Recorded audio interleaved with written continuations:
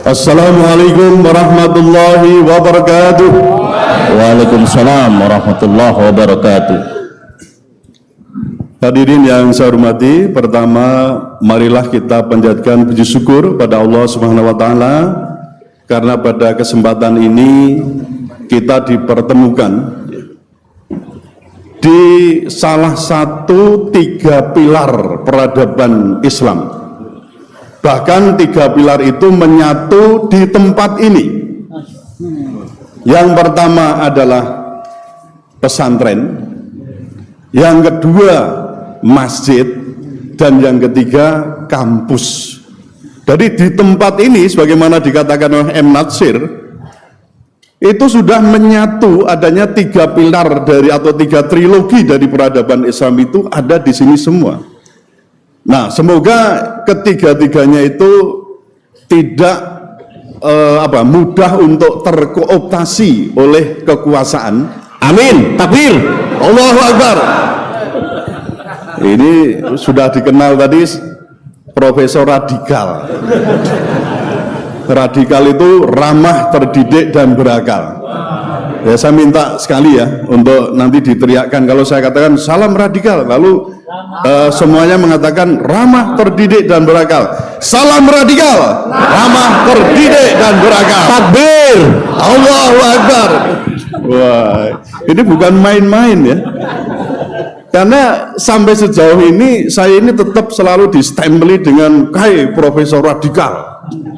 Radikal yang selalu dipersepsikan secara peyoratif, merusak, padahal Suteki tidak pernah merusak, tetapi membangun. Nah, membangun apa? Membangunkan kesadaran umat Islam se-Indonesia khususnya.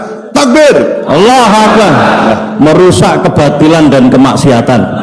Allah Akbar. Iya, Bapak Ibu, saudara sekalian yang saya hormati, yang kedua, semoga sholawat dan salam tercurahkan kepada junjungan kita Nabi Muhammad SAW beserta kaumnya. Yang kedua, saya mengucapkan juga terima kasih atas waktu yang diberikan kepada saya untuk hadir bersama-sama para alim ulama di sini. Alim ulama itu menurut penelitian Profesor Radikal itu terbagi menjadi 4 macam, 4 kasta. Kasta yang pertama disebut dengan ustadz. Kasta yang kedua adalah gus. Kasta yang ketiga itu syekh. Nah, yang tertinggi namanya kastanya kiai. Nah, ini bukan tanpa alasan. Tapi yang saya amati di sini sebagian adalah ustadz. Kalau kastanya ustadz itu istrinya cuma 1. Loh, ini benar ini. Menurut pengamatan saya, ya kan? Kalau gus itu istrinya 2. Nanti saling introspeksi ya. Saya masuk mana itu ya? Kalau syekh itu istrinya 3. Sedang kiai, jadi jangan gampang ngomong mengaku kiai kalau istrinya belum 4. Kiai Khalili bagaimana? Maka di sini ini sebagian ustadz semua. Yang paling wanine mau siji tok gitu. Ini tadi ini malah guyonan gitu ya gitu ya. Jadi, nah saya diminta untuk ngomong soal hukum. Ini berarti memang ada dikatakan darurat hukum.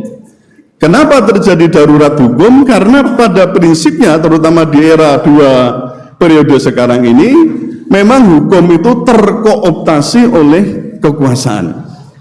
Atau boleh dikatakan mengapa terkooptasi oleh kekuasaan? Karena hukum itu merupakan produk politik. Ini persoalannya. Ini ketika hukum itu menjadi produk politik, maka supremasinya bisa ambruk, tidak mempunyai kedaulatan. Padahal kalau kita simak di konstitusi kita, terutama di Undang-Undang Dasar 1945, pasal 1 ayat 3, di situ dikatakan bahwa negara Indonesia adalah negara hukum atau Indonesia adalah negara hukum. Berarti apa? Seluruh kegiatan penyelenggaraan negara itu mesti berbasis pada hukum yang sudah diadakan, bukan sebaliknya, kekuasaan membentuk hukum untuk melanggengkan kekuasaannya. Bapak Ibu hadirin sekalian yang saya hormati, kalau kita bicara tentang hukum, sebenarnya hukum itu merupakan sebuah bangunan yang terdiri dari paling tidak ada 4 pilar dan juga dasar di situ, atau dasar ya, unsur-unsurnya ada 4. Yang pertama adalah yang disebut dengan dasar ideologi.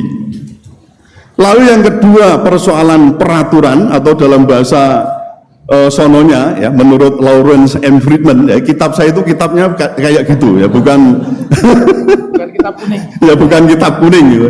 Mau kitab apa itu? Jadi peraturan atau legal substance. Kemudian yang keempat adalah persoalan struktur masyarakatnya. Lalu yang keempat, yang pertama ideologi, yang kedua peraturan, yang ketiga struktur masyarakatnya, yang keempat itu ada kelembagaan hukumnya, dan yang kelima sarana prasarana. Jadi ada 5. Nah, satu yang tadi pertama saya katakan ideologi. Ideologi itu menjadi basis bagaimana hukum itu dibentuk. Ketika ideologinya rusak, maka hukum yang terbentuk juga akan rusak. Sementara kita tahu kalau ada suatu kelompok yang ingin merusak suatu peradaban suatu bangsa, maka rusaklah hukumnya. Sebelum merusak hukum, berarti apa? Rusaklah ideologinya. Di dunia ini sebenarnya hanya ada 3 ideologi besar. Yang pertama dulu muncul adalah ideologi sosialis komunis. Kemudian yang kedua itu kemudian dicabar oleh ideologi liberal kapitalis. Dan yang ketiga kita juga punya namanya ideologi Islam. Panjenengan juga kemudian jangan ngomong, oh masuk Islam ideologi. Oh iya, Islam itu ya religi, Islam itu juga ideologi. Nah ideologi itu tadi saya katakan menjadi basis bagi pembentukan hukum. Nah ketika tadi menjadi basis pembentukan itu rusak, maka hukum yang terbentuk juga akan rusak. Saya sedikit ngoceh sedikit ya tentang bagaimana teori pembentukan hukum menurut, nah ini lagi Thomas Aquinas namanya. Ini orangnya orang sana ya. Tapi sebenarnya dari sini kita bisa belajar bahwa nanti pada titik tertentu kitab suci itu bisa menjadi sumber dari pembentukan hukum manusia yang disebut dengan human law. Kalau Thomas Aquinas itu membagi 3 level hukum itu. Yang pertama dan tertinggi yang disebut dengan eternal law. Eternal law itu hukum abadi, miliknya Tuhan, miliknya Allah SWT. Nah agar yang diciptakan itu memahami tentang eternal law tadi, Allah kemudian menderivasi, menurunkan kedua bentuk. Yang pertama adalah yang disebut dengan divine law. Nah itu divine law itu adalah eternal law that is revealed in scripture. Jadi eternal law yang terungkap bahkan tertulis di dalam kitab-kitab suci. Kita akui, bahkan kita harus mengimani ini ada 4 kitab suci yang diturunkan oleh Allah. Yang pertama adalah Zabur, kemudian Taurat, kemudian Injil dan Quran. Lalu yang satu sisi lainnya yang masih di level kedua yang disebut dengan natural law, yaitu hukum alam. Nah hukum alam itu konon menurut namanya Demetrius Ulpianus. Wah ini referensinya barat semua ini ya, yaitu orang-orang filosof masa lalu lah ya, zaman klasik. Menurut Demetrius Ulpianus ada 3. Kalau misalnya orang tidak meyakini pada hukum-hukum kitab suci, ini ada hukum alam yang mesti diyakini oleh manusia. Yang pertama dalam bahasa Latin disebut dengan istilah honeste vivere. Honeste vivere itu artinya to be honest in your life. Jujurlah dalam kehidupanmu. Ini umum, jujur. Yang kedua alterum non laedere, tidak merugikan orang lain di sekelilingmu. Lalu yang ketiga sum quique tribuere, artinya to give the right to the others. Jadi berikanlah kepada orang lain itu apa yang menjadi haknya. Jadi jujur, tidak merugikan orang lain, dan yang ketiga adil, itu menjadi natural law, hukum alamnya, hukum kodratnya manusia. Nah, berdasarkan dua jenis level tadi, yang di level kedua tadi, maka manusia bisa membentuk namanya human law. Human law itu hukum manusia. Berarti apa? Human law, hukum manusia, ada undang-undang dasar ya, konstitusi, ada undang-undang, ada kepres, ada peraturan pemerintah dan lain sebagainya. Ada termasuk konvensi internasional, ada termasuk apa? Piagam PBB. Iki orang biu berarti gak ngerti perkembangan ya. Itu berarti dikatakan sumber hukum umat Islam. Wah, itu repot lagi tadi ya. Jadi kalau kita mendasarkan teorinya Thomas Aquinas itu, sebenarnya kitab suci itu berada di atas konstitusi. Atau bisa dikatakan apa? Berarti pembuatan konstitusi bisa bersumber pada kitab-kitab suci. Loh, kita ini jangan dikira bangsa yang abal-abal loh. Nah, profesor saya juga bukan abal-abal ya, ini bukan abal-abal.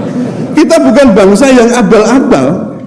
Menurut konstitusi juga, kita lihat di pasal 2, atau mungkin kita naik di atas konstitusi, ada pandangan hidup kita, namanya Pancasila ya, dari sisi ketatanegaraan. Sila pertama, ketuhanan yang Maha Esa. Lalu, saya ini dosen Pancasila 24 tahun, dan filsafat Pancasila juga 24 tahun. Kemudian sampai setelah negara api menyerang, lalu saya tidak boleh mengajar Pancasila dan filsafat Pancasila, karena saya dituduh radikal, anti Pancasila, anti NKRI, anti WSKB, anti, semua distempelkan ke saya. Itu di Pancasila sila pertama, ketuhanan yang Maha Esa. Lalu yang di pasal 29 ini kita ngomong, ada faktanya ya, fakta hukumnya jelas. Pasal 29 ayat 1 disebutkan negara berdasar atas ketuhanan yang Maha Esa. Ini menunjukkan apa? Bahwa negara ini didirikan, filosofinya adalah sebagai negara namanya religious nation state, sebagai negara yang religius, negara bangsa yang religius. Jadi kalau sidik-sidik misalnya kita ngomong, loh gimana ini hukum Islam, loh gimana ini, karena apa? Kita ini 87,19% Muslim penduduk di Indonesia. Kira-kira secara demokratis saja, salah atau benar? Ya, saya tanya, benar apa benar? Kalau benar apa benar? Kalau umat Islam itu menuntut diberlakukannya syariat Islam. Saya sering mengatakan, loh, ikan itu paling bisa hidup dengan baik kalau hidupnya di kita tarik. Umat Islam itu paling dapat hidup dengan baik kalau hidup di bawah naungan nalar boten nalar, mereka nalar itu disalahke ya kono kayak para filsuf kayak salah gitu ya. Kan ini soal kebenaran, aspek silogismus kita bisa tarik. Jadi sebenarnya umat Islam itu akan bisa hidup dengan baik kalau berada di bawah naungan syariat Islam. Wes rasa ngomong khilafah macam-macam ya. Ya iya. Tapi terlalu vulgar gitu. Nanti benar-benar nggak kayak radikal tenan dong ngomong khilafah. Padahal khilafah itu kan ajaran Islam, bagian dari ajaran Islam. Dan panjenengan juga jangan kemudian merasa alergi. Disebut khilafah malah kupingnya abang, matanya memerah juga, terus bengok-bengok, lakai, terus garuk-garuk, lagi apa? Mau nyeruduk baik gitu ya. Nah, jadi mestinya hukum manusia ini atau human law termasuk konstitusi, undang-undang itu tetap dalam kendali kitab suci dan juga hukum alam tadi. Nah, artinya apa? Sebenarnya mestinya hukum yang terbaik itu bukan hukum ciptaan manusia dalam alam demokrasi. Kalau di alam demokrasi selalu namanya hukum itu adalah ciptaan manusia berdasarkan konsensus. Apalagi dalam demokrasi yang paling menguat adalah persoalan jumlah.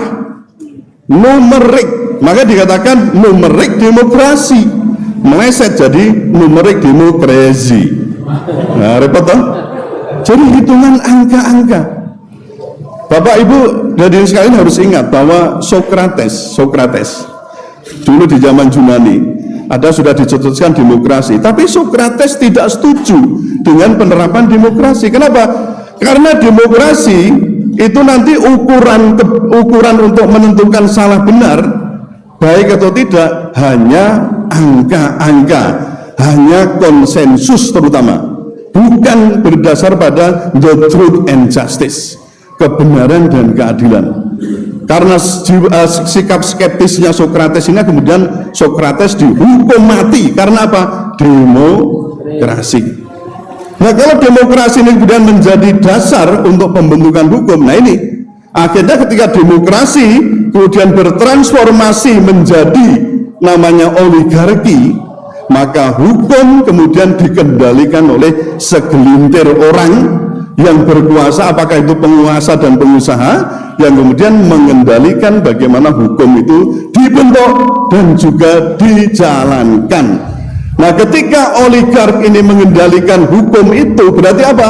Hukum akan mati di situ, hukum akan kehilangan supremasinya, hukum akan kehilangan kedaulatannya.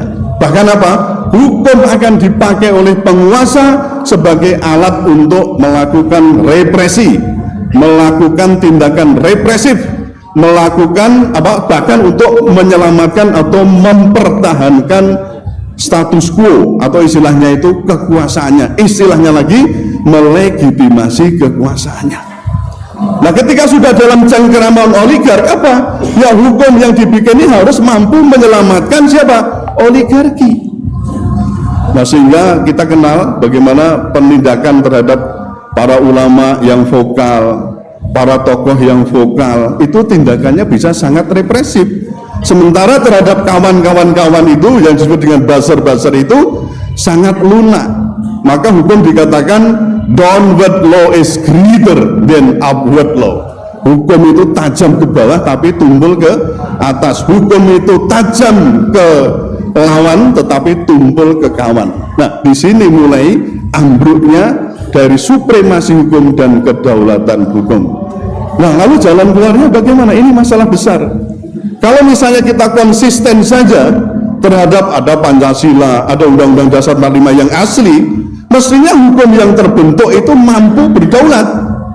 Tapi ketika Pancasila kita juga tidak punya blueprintnya, lalu Undang-Undang Dasar 45 konstitusi sudah diubah 4 kali dan itu mengarah pada, dan sudah disinggung soal ekonominya sangat liberal kapitalistik, ya kita bisa saksikan bagaimana hukum yang ada di Indonesia pun itu sudah dalam cengkeraman oligark.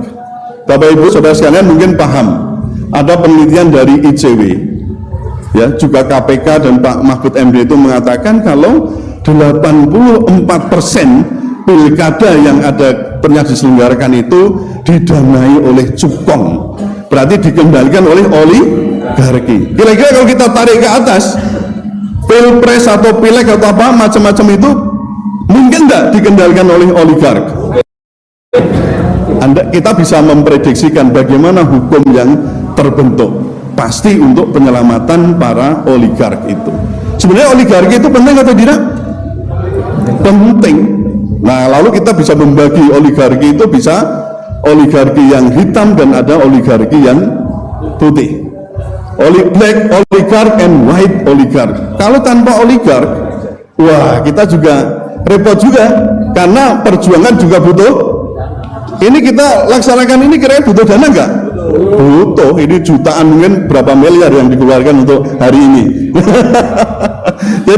jadi sebenarnya begitu Bapak Ibu Saudara sekalian, kedaulatan dan supremasi hukum itu ambruk ketika oligark sudah mencengkeram, mulai dari ideologinya sudah liberal kapitalis atau mungkin juga komunis. Kemudian peraturan perundang-undangan yang ada itu juga di bawah cengkeraman para oligark.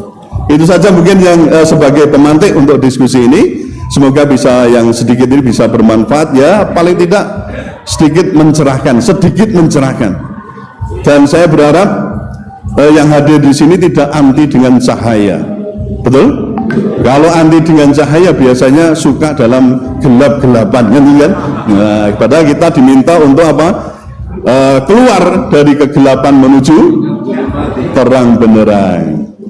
Demikian, semoga bermanfaat. Akhirul kalam, wassalamualaikum warahmatullahi wabarakatuh. Waalaikumsalam warahmatullahi wabarakatuh.